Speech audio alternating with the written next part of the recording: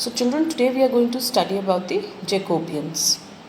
अभी तक हमने क्या देखा, 1791 में पॉलिटिकल सिस्टम चेंज किया जाता है और कॉन्स्टिट्यूशनल मोनार्की आ जाती है, एब्सोल्यूट मोनार्की ख़त्म हो जाती है।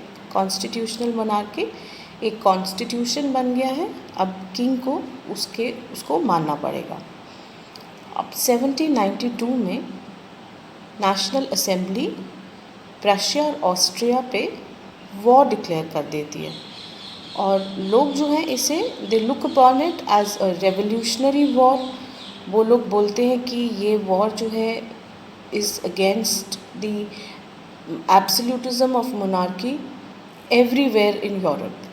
तो वो इस फर्वर के साथ, इस इमोशन के साथ वो लोग ये वॉर लड़ते हैं और बहुत सारे वॉलंटियर्स इनको मिलते भी हैं इस कॉज पे। पर अब इसका इम्पैक्ट क्या होता है, what is the impact on France because of this war. सबसे पहला तो है losses, economic losses. Any time there is a war there will always be commitment of resources, और वो पैसा, वो फाइनेंसेस जो शायद कभी डेवलपमेंट में लगता है या किसी और चीज़ में लगता, अब वो रिसोर्सेज जा रहे हैं वॉर लड़ने में। दूसरा है इकोनॉमिक डिफ़िकल्टीज़। वॉर के टाइम पे जो नॉर्मल इकोनॉमी होती है वो पिछड़ जाती है, वो नॉर्मल एक्टिविटीज़ कम हो जाती हैं of course. So people face a lot of economic difficulties because constantly आपको चीज़ें भेजनी पड़ती हैं विद द फाइटिंग फोर्स। तो अब इसमें दूसरी टाइप का चीज़ क्या आता है कि मेन तो they all went into fighting and women were left back to earn the living also as well as look after the families also. And despite doing so much hard work, women did not really have any rights during this time. और अभी भी society में क्या हो रहा है, जो political rights हैं वो तो रिचेस्ट पीपल के साथ ही हैं। हमने देखा था, जो आपको अगर इलेक्शन लड़ना है, नेशनल असेंबली का मेंबर बनना है, तो you have to be part of the richest tax paying bracket. तो अब इसमें क्या होता है, जो लेस प्रॉस्परस सेक्शंस हैं, मतलब जो पुअर सेक्शंस हैं या लोअर मिडिल क्लास सेक्शंस हैं, वो लोग कौन कौन, जैसे कि shoe makers, bakers, servants, daily wagers, तो ये क्या कहते हैं कि अभी भी हमारे लिए तो पावर नहीं आई है, तो we need to continue the revolution. और ये लोग जब इन आइडियाज़ को डिस्कस करते हैं, इनके बारे में बात करते हैं, तो इससे क्या होता है, कुछ पॉलिटिकल क्लब्स बनने लग जाते हैं और वो क्लब्स जो है इन्हीं सेक्शंस द्वारा बनाए गए थे। ये जो लेस प्रॉस्परस सेक्शंस हैं, these are the sections that make those political clubs, and two of them we are going to talk of. One popular one of course is the Jacobians Club. It was there from 1792 to 94. इनके और भी leader हैं, लेकिन हम जिन leader की बात करेंगे वो है मैक्सिमिलियन रॉबेस्पियर। और दूसरे जो है कुछ पॉलिटिकल क्लब्स विमेन ने भी बनाए थे, तो जब हम रोल ऑफ विमेन पढ़ेंगे तब हम इनकी बात करेंगे। Now let's talk about Jacobians. This is a political club formed by the less prosperous sections of the society. And इन लोगों ने क्या किया, to encourage that revolutionary fervor, to encourage that revolutionary emotions, इन लोगों ने एक स्पेशल तरीके की dress बनाई जिसको बोला जाता है sans culottes। ठीक है, culottes are like a pants. They are now very much in fashion, and basically sans culottes meant without breeches. Now breeches was another kind of pant. ठीक है, और ये राइडिंग में जनरली पहना जाता है, जैसे इंडिया में थोड़े जोधपुरी पैंट्स होते हैं, उसी तरीके से ये होते हैं riding pants which are baggy on the top and then they are tight below the knees. So this breeches जो होते थे, ये नोबल्स और जो रिच क्लास होती थी ना, उनका ड्रेस होता था। अक्सर वो लोग राइडिंग वगैरह पे जाते थे और यही ड्रेस वो लोग पहनते थे। तो इन्होंने क्या किया, उसकी जगह वो टाइट ड्रेस की जगह ना इन्होंने एक लूज़ टाइप का पजामा टाइप का इन्होंने पहनना शुरू किया, in as as a policy to oppose the nobles and the elites. और साथ में ही इन्होंने एक रेड कैप भी लगाना शुरू किया, but this red cap was not allowed for the women. They could wear those loose pants, but they could not wear these red caps. अब ये जो था dress, this was their revolutionary ensemble या उनका रेवोल्यूशनरी ड्रेस था. तो इन लोगों ने जब काफ़ी डिस्कस किया आइडियाज़ को और ये लोग काफ़ी इकट्ठा हो गए, तो 1792 में जब वो वॉर भी चल रहा था, तो इन्होंने सब ने इकट्ठा होकर जो है ये पैलेस ऑफ ट्विलरीज जो है, पैलेस ऑफ ट्विलरीज जो रॉयल पैलेस था जहाँ वो किंग रहते थे, किंग का नाम लुई 16, उसको इन्होंने स्टॉर्म किया. अगेन ये went to take over the prison, sorry palace, and वहाँ पे उन्होंने लुई 16 को बंदी बना लिया, इम्प्रिजन कर लिया. और फाइनली 1793 में जनवरी में उनको एग्जीक्यूट कर दिया गया. मैंने आपको बताया था पहले भी, गिलिटोन में भेजकर उनको एग्जीक्यूट कर दिया गया.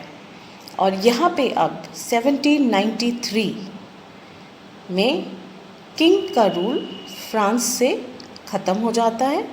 The story of Louis 16 comes to an end. In fact, there's a popular legend about Louis 16, like a story about Louis 16, कि जब ये लोग सारा रेवोल्यूशन चल रहा था और and they were you know they had storm the palace initially, और वहाँ पे लोग बहुत सारे ना ये पैलेस ऑफ ट्विलरीज के आगे इकट्ठा हो गए. तो जो क्वीन थी मेरी एंटोइनेट, उन्होंने अपने गार्ड से पूछा कि ये इतने लोग इकट्ठे क्यों हो रहे हैं यहाँ पर, why are they here. So the guard said because they are demanding bread. इन लोगों के पास खाने को ब्रेड नहीं है, so they asking for bread. And just to show that how indifferent the kings and the queens were to the plight of the people, मेरी एंटोइनेट said, अरे अगर इनके पास ब्रेड नहीं है तो इनको बोलो केक खाओ. If they don't have bread they can have cakes. So you can see how they were away from the reality, away from the problems of the people, the kings and the queens. So by 1793 the reign of the king comes to an end. अब जब जेकोबियंस जो हैं वो power seize कर लेते हैं, तो क्या होता है, किंग जब हटा देते हैं तो बिकॉज दे आर रेवोल्यूशनरीज, ये कुछ चेंजेस लाते हैं. क्या चेंजेस लाते हैं? First, that voting is now voting will now be for men above 25 years of age, and wealth का क्राइटेरिया नहीं है, चाहे वेल्थ हो चाहे ना हो, any man who is above 25 years of age can vote. इसमें विमेन इंक्लूडेड नहीं है. ओके, नाउ मोनार्की जो है उसको अबॉलिश कर दिया गया है और फ्रांस जो है एक रिपब्लिक बन जाता है. What does Republic mean? Republic, please listen very carefully. Republic means a state where the head of the state is elected by people and not hereditary. जैसे फ्रांस 1793 से पहले क्या था, बर्बन किंग्स जो हैं, जिसके लुई 16 भी थे, so they were hereditary. Part of the Bourbon family, you will become the king और द क्वीन. बट अब क्या है, there is no one family from where the head is going to be elected. It is going to be I mean people will elect the head now. Now who was the leader that we are going to talk about is Maximilian Robespierre. अब क्योंकि रॉबस्पेयर ने सारा organize करके ही had storm that palace of Tuileries, so पूरा control जो क्या है बाय डिफ़ॉल्ट इनके ही पास आ जाता है, and we have a sort of a one man control. जिससे कि क्या होता है, he implements certain steps which otherwise would not have been possible. और वो स्टेप्स क्या क्या हैं? सबसे पहले तो ये सिवियर कंट्रोलिंग करते हैं, बहुत सारे रूल्स एंड रेगुलेशंस देते हैं.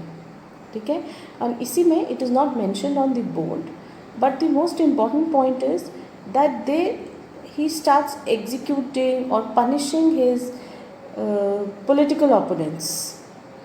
ओके, किसी ने इनके खिलाफ बोला, किसी ने इनके मेथड्स के खिलाफ बोला, सो उन सब को either he used to put in the prison or he even used to execute them. Then second was food rationing. Okay, food rationing में क्या, ब्रेड और मीट सबकी लिमिट सेट कर दी गई, किस तरीके का आटा आप यूज़ करते हैं. You can not use maida, you had to use whole wheat flour because मैदे में टेस्ट ज़्यादा होता है, तो that was considered as a diet for the rich, so that was stopped. Then churches were shut down, उन सारों को military के लिए बैरक्स वगैरह में कन्वर्ट कर दिया गया. And there was a general belief with Robespierre that terror जो है वो बहुत ज़रूरी है, किसके लिए, पीस के लिए, जस्टिस के लिए. If you don't have terror then people will not listen, there will be no peace. And वो ये तक कहते थे कि जो भी इन एक्सट्रीम रूल्स को फॉलो नहीं करते, they are doing nothing but putting the republic in danger. So it was with this philosophy that Maximilian Robespierre was operating. Now people जो हैं they felt too oppressed and too suppressed, and इसके लिए revolution थोड़ी करी थी कि और रहना ही मुश्किल लगने लग जाए. they had taken part in the revolution to make their lives better, but this was in no way making their lives better. So क्या हुआ, by July 1794, बेटा I have again made that mistake, please correct it to 1794. Yes, after correcting my mistake, तो 1794 में जो है Robespierre is arrested and executed. Now with this the Jacobean Club comes to an end, and what is this Jacobean Club replaced with? It is replaced with a directory rule. So what is this directory rule? Directory rule क्या है, जब ये जेकोबियंस जो थे, this was by the less prosperous sections in the society, तो जब ये rule and होता है तो एक नई मिडिल क्लास जो है वो ऊपर आ जाती है. Now this was from those third state वाले जो एजुकेटेड पीपल थे with property which did not have too much privilege by birth. ये वो वाले लोग हैं who suddenly come up and they start to seize the power, और ये अपने आप को एक नाम देते हैं डायरेक्टरी रूल. कैसे डायरेक्टरी क्या है, we just talk about it. तो सबसे पहला चीज़ ये लोग क्या करते हैं, बिकॉज दे वो from the wealthy middle class, they deny voting to non propertied sections. और नॉन प्रॉपर्टीड सेक्शंस कौन से होते हैं, they are the poorest sections in the society. जिसके पास प्रॉपर्टी नहीं है उसको ये लोग वोटिंग राइट्स डिनाई कर देते हैं. अब से जिनके पास प्रॉपर्टी होगी सिर्फ वही वोट करेंगे, बाकी लोग नहीं करेंगे. और ये जो है दो लेजिस्लेटिव काउंसिल्स बनाते हैं. What does a legislative council do, it makes laws. Okay, so it is a law making body. Now directory जो है, जो हम ये बात कर रहे थे, रूल ऑफ द डायरेक्टरी, वो क्या है, डायरेक्टरी वॉज द एग्जीक्यूटिव जो लेजिस्लेटिव काउंसिल रूल्स बनाती है उसको एग्जीक्यूटिव इम्प्लीमेंट करती है, मतलब executive implements the rules made by the legislature. So इस डायरेक्टरी में 5 मेंबर्स होते थे. बट इनका प्रॉब्लम क्या था, there is nice division of labour here, but I mean division of government here, but what was the problem? The problem was that there were frequent clashes between the legislature and the executive. मतलब directory और legislative councils जो थी ये frequently अपनी लड़ती रहती थी किसकी कितनी पावर. और उसमें क्या हुआ, since legislative councils make laws, वो क्या कोशिश करती कि डायरेक्टरी को जो है डिसमिस कर दें, उनको हटा दें. और इसी सब पॉलिटिकल इंस्टेबिलिटी में जो because of all this fighting it was creating lot of turmoils, तो उसमें क्या होता है हम देखते हैं, it allows a military dictator to come up. His name was Napoleon Bonaparte, and 1799 में वो एक कू करके, मतलब कि एक आर्म्ड रिबेलियन करके, ऑर्गेनाइज्ड आर्म रिबेलियन करके वो जो है ये गवर्नमेंट को टेक ओवर कर लेते हैं, रूल फ्रांस के रूल को टेक ओवर कर लेते हैं. And for the next few years he will establish his rule, and by 1804 he will crown himself as the sovereign of France. Okay, and Napoleon Bonaparte, I think you must have heard his name. He was a very famous conqueror, and यही उनका main aim रहा था. We are going to talk about this in the next part. All right, so 1799, Napoleon Bonaparte, he organizes a coup and he takes over the government, and by 1804 we see that he crowns himself as the dictator of France. But he was a military dictator, so now the military has seized the power in France. But basically what happens, since he is a military dictator, he was more of a conqueror. तो वो power में आने के साथ ही starts to conquering neighbor territories and neighboring countries. अब इसमें क्या होता है, जैसे जैसे वो conquer करते जाते हैं किसी भी country को, he puts in certain systems in place. इसमें क्या थी, हम 3 चीज़ें पढ़ेंगे. What systems does he put in place? सबसे पहला है यूनिफॉर्म सिस्टम ऑफ वेट्स. मतलब जैसे 1 kg now remains 1 kg everywhere. Otherwise it could have fluctuated, it could have changed from country to country, place to place. So now he unifies it and he says that and he brings in a similar system of weights wherever he is going. दूसरा, he introduces the decimal system. You all know what is a decimal system. And third is the protection of private property. अब देखो, he was also a conqueror, तो protection of private property comes natural to him because he also wants to protect his territories. तो ये conquer करते जाते हैं और कब तक करते जाते हैं, 1815 तक, जहाँ ये बैटल ऑफ वाटरलू होता है. Waterloo is a place in Belgium, again European country, और वहाँ पे ये हार जाते हैं. But he doesn't die in 1815, he dies in 1821. अब नेपोलियन का सारा, I leave it to your 10th standard.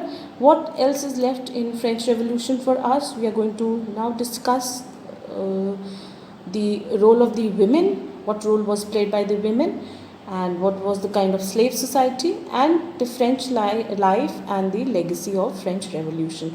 So these are the 2-3 points that are left in French Revolution now.